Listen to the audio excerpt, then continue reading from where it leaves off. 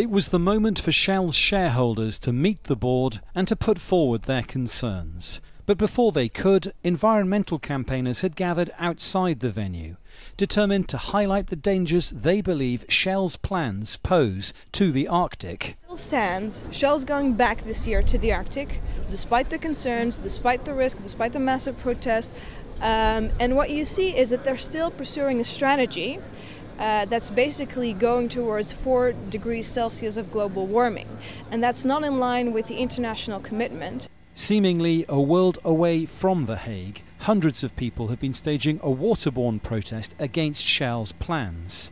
Calling themselves the Kayaktivists of Seattle, they've used the presence of the oil company's Polar Pioneer drilling rig in harbour as a means to highlight their concerns.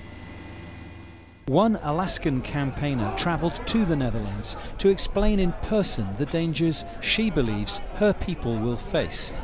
And I hope that the board might be able to realize, how high the risk is for them to attempt to go out there in the Chukchi Sea, because it's a very dangerous place to try and drill right now. They don't have a proven technology that will be safe enough to drill out there in the ocean. But Shell says it has developed many safety procedures to enable it to drill in the Arctic, and that it is committed to reducing climate change.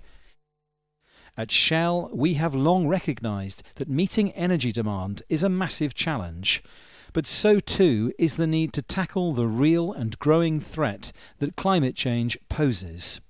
Within a few months of this meeting, Shell will start exploratory drilling in the Arctic. Some estimates suggest that around 20% of the world's oil and natural gas resources lie there. Shell says the area represents a huge opportunity, but says it also presents it with a huge responsibility. Dominic Kane, Al Jazeera, The Hague.